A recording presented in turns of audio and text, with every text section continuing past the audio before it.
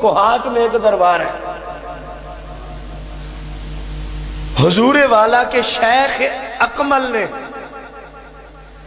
آپ کو پہلی ملاقات میں ابھی آئے نہیں تھے، یعنی شیخ اندر ہے، آپ کے شیخ شمس الاولیاء، بدر الاولیاء، سراج الاولیاء، جتنے لقب تو کم ہے وہ ہستی اتنی اونچی ہے۔ آپ کو زندہ پیر کیوں کہتے ہیں؟ کئی وجوہ آتے ہیں، ان میں سے ایک ذکر کر رہا ہوں۔ شمس الاولیاء محمد قاسم رضی اللہ تعالیٰ عنہ آپ کے شیخ اکمل ہیں۔ آپ مرید ہونے کی غرض سے گئے، ابھی باہر تھے، جملے سننا، اندر سے آواز آتی ہے، او زندہ پیر جلدی آ، 100 سال سے ہم تیرے منتظر بیٹھے۔ یہ لقب آپ کے شیخ نے دیا، آج پوری دنیا میں زندہ پیر اور زندہ پیر ہو رہی ہے۔ مصلی رسول کا ان کو پتا تھا کہ یہ کتنی قیمتی چیز ہے۔ گھمگھول شریف کے اعلی حضرت زندہ پیر رضی اللہ تعالی عنہ کی بارگاہ قدسیہ میں صدر ایوب نے ایک جنرل کو بھیجا، کہ اس وقت کی بات ہے جب جن آستانوں پہ نا حکومت کو کچھ ملتا ہوا نظر آ رہا تھا، ان میں سے گھمگھول شریف بھی تھا۔ صدر ایوب نے میٹنگ بلائی، یہ ان دنوں کی بات ہے جب محکمہ اوقاف کا وجود مہاراج وجود میں آیا تھا، اور میٹنگ میں طے پایا ہے یہ جو بابا جی بیٹھے ہیں نا، ہر وقت ہی لنگر جاری ہے، جو جس طرح کی مسائل مالی معیشت میں جو لے کے آتے ہیں یہاں سے حل ہوتے ہیں، ضرور کوئی جعلی کرنسی کی فیکٹری لگی ہوئی ہے۔ یہ میٹنگ نے اس کو کہا، اس نے ایک جنرل جس کا نام اس کتاب میں لکھا تھا حق نواز، اس کو بھیجا، جاؤ اور وہاں ان کو کہو جی یہ ہمارے حوالے کرو، اس کو ہم چلائیں گے، آپ کے پاس لگتا ہے کوئی کرنسی کی جعلی فیکٹری ہے۔ اور حضور والے زندہ پیر رحمت اللہ تعالیٰ علیہ اکثر اللہ تبارک و تعالیٰ کی عبادت میں مصروف رہا کرتے تھے، اکثر۔ میں نے ایک جملہ بولا، وہ جو اس پہ بہت سارے اولیاء کی سیرت ہے، لیکن آپ نے جو یہاں جملے بولے تھے نا، وہ آپ لوگوں کو بہت اچھے طریقے سے سمجھ آ جائیں گے، اس لیے میں گھمگھول شریف کی طرح منتقل تو ریاضات میں تشریف فرما۔ بھلے وقت کا بادشاہ ہے تو اپنی جگہ کھڑا رہے، کیونکہ مردوں کی علامت ہی یہی ہے، وہ بادشاہوں کو نہیں جھکتے، وہ مصطفیٰ کریم کے سچے غلام ہوتے ہیں۔ کھڑا رہے، فراغت ہوگی تو بات کرے گی۔ جب آپ نے چاہا چلو اس کو ٹائم دوں، اور آپ یہ بھی سمجھتے تھے کہ اس کو ٹائم دینا ضروری ہے، ابھی آپ کو بھی سمجھ آ جائے گی، اس کو ٹائم دینا ضروری ہے۔ آ گئے صدر ایوب کا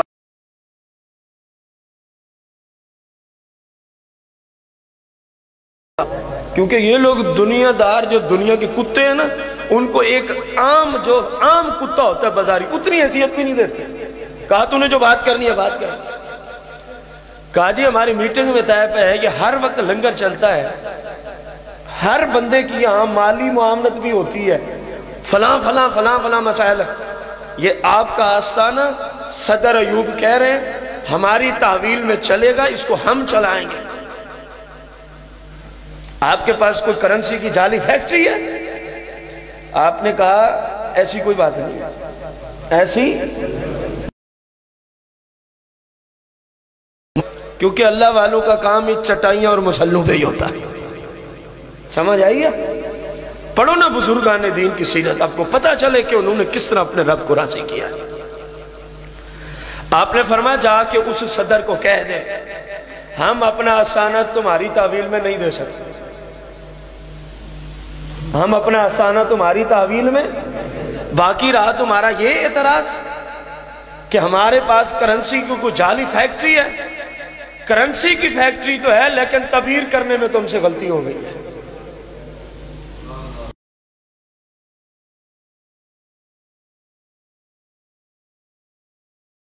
اللہ تعالیٰ فرمایا سونا جنت یہ مصلی رسول ہے۔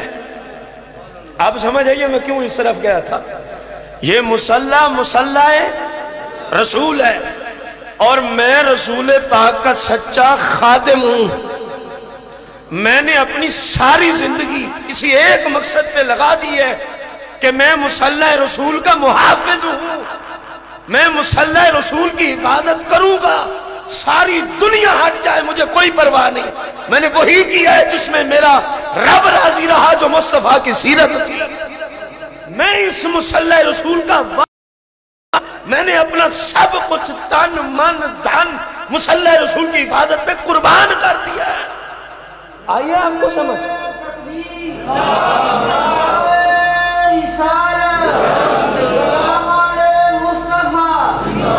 آئیے آپ کو سمجھ کہ یہ مصلی امامت کس قدر اونچی چیز کا نام ہے۔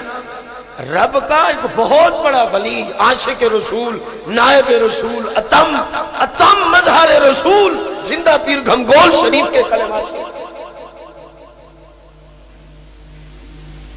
اور اے نظام آپ وقت کے عظیم مفتی اعظم ہیں۔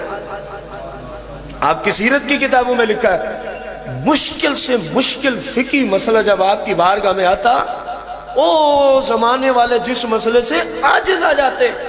یہ تو مفتیوں کو پتا ہے نا، ایسے مسائل بھی ہوتے ہیں وقت کا مفتی بھی عاجز بیٹھا ہوتا ہے، اور فقہا آپ کی جانب رجوع کرتے، ایسے ہی سوال ختم ہوتا، کتاب والے نے لکھا آپ ایسے جواب دیتے جیسے پہاڑ نہیں، پہاڑ اس کو بندہ پانی بنا کے بہا دے، یعنی ایک عام بندے کو سمجھ آ جاتا وقت کے اتنے بڑے فقیہ اور مفتی گھمگول شریف والے۔ فرمایا میں نے سب کچھ اس مصلی رسول کی حفاظت پہ کیا کیا ہے۔ اب میں تجھے بتاتا ہوں کہ میرے پاس کرنسی کہاں سے آتی ہے، تمہیں تعبیر میں غلطی ہو گئی ہے۔ اب جملے سننے کے قابل ہیں۔ زندہ پیر کا عقیدہ بھی دیکھو، گھمگول شریف والوں کا عقیدہ بھی، کہا کہ تمہیں نہیں پتا کہ رب نے سارے خزانے مصطفیٰ کو دیے، تمہیں نہیں پتا رب کی سارے خزانوں کا مالک مصطفیٰ ہے، اور میں نے سب کچھ مصطفیٰ کریم کے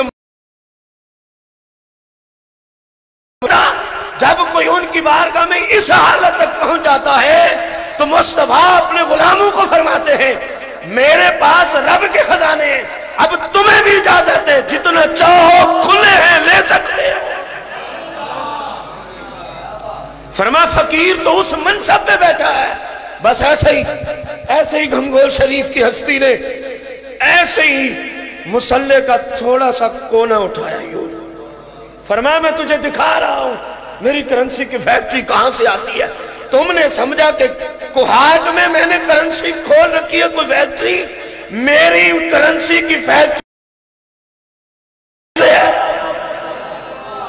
ایسے ہی تھوڑا سا مصلی اٹھایا، ایسے ہی فرمایا دیکھو جنرل جا کے اپنے صدر کو بھی جا کے بتا مجھے کرنسی کہاں سے پہنچتی ہے۔ تو جیسے آپ نے مصلی اٹھایا وہ جنرل حق نواز بے ہوش ہو کے قدم میں گر پڑتا ہے۔ کتنی دیر کے بعد مریدوں اور خلفاء اور شاگردوں نے اٹھایا اور دور لے گئے۔ جب ہوش آیا تو پوچھا خیریت تو ہے؟ یہ مصلی رسول ہے، خیریت ہے اے حق نواز؟ آپ کچھ اور ہی ہو گئے، آپ تو آئے تھے انہیں ختم کر کے اپنی تحویل میں لینے کے لیے، اور خود ان کے قدموں میں بے ہوش ہو کے گرے پڑے ہو۔ کہا نہ پوچھو میں نے کیا دیکھا۔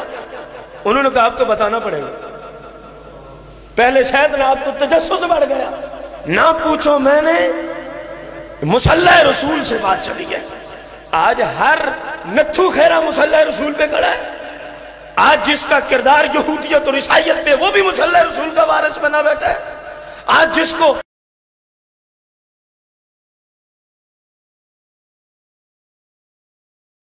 پوچھو جن لوگوں کو پتا تھا مصلی رسول کی اہمیت کا کہ یہ کیا ہے، انہوں نے کہا اب لازمی پوچھیں گے بتا تو انہیں کیا دیکھا۔ کہا یار حضور والا نے زندہ پیر نے جیسے تھوڑا سا کونا اٹھایا نا تو میری جہاں تک نگاہ گئی، کونا تو اتنا ہی ہوتا ہے، کونا تو 2-4 انچ کا ہی ہوتا ہے، اور جنرل کیا جملے بول رہے ہیں میری جہاں تک اور یہ بھی ساتھ ساتھ سوچنا یہ مصطفیٰ کے ٹکڑوں پہ پلنے والوں کا مقام بیان کیا جا رہا ہے۔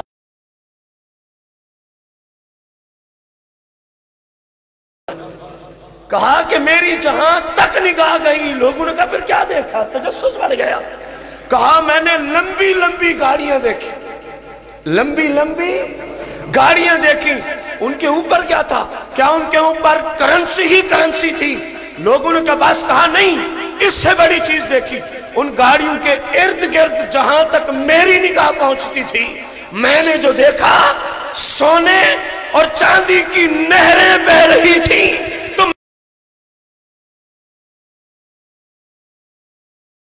واپس رکھا، فرمایا یہ خزانے مصطفیٰ کے ہیں، مصطفیٰ نے فقیر کو اجازت دی ہے میری کرنسی فیکٹری مدینہ منورہ سے تعلق رکھتا۔ مصلی رسول کی اہمیت پوچھنی ہے تو بزرگان دین سے پوچھیں، مصلی رسول کی اہمیت پوچھنی ہے تو جن کو اللہ نے علم عطا فرمائے ان لوگوں سے جا کے پوچھیں۔ جہلوں کو کیا پتا کہ اس کی اہمیت کیا ہے؟ انہوں نے تو اس کو کمائی کا ذریعہ بنا رکھا ہے، انہوں نے تو مصلی رسول اور منبر رسول کو مال اکٹھا کرنے کا ذریعہ بنا رکھا ہے۔ خدا کا خوف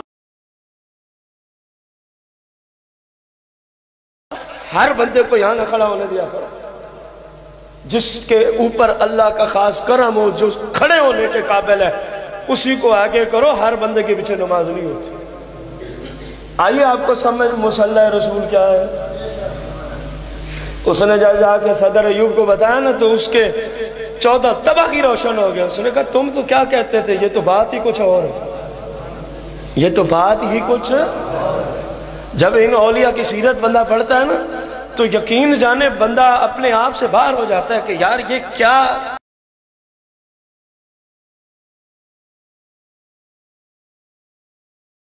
کون گھمگول شریف مصلی سے، کیونکہ آپ کی مجھے بات یاد آئی کہ یہ مصلی رسول ہے، یہ مصلی رسول ہے، تو خدا کا خوف کیا جائے۔ رسول اکرم نور مجسم صلی اللہ علیہ وسلم کے شریعت کا قانون آپ کے سامنے رکھا کہ ہمارے لیے کوئی بندہ جو رسول پاک کی شریعت کے خلاف چلے وہ حجت، اب یہ مت سمجھا کریں امام ہے، فاسق و فاجر ہے۔ اگر رسول پاک کی شریعت کے خلاف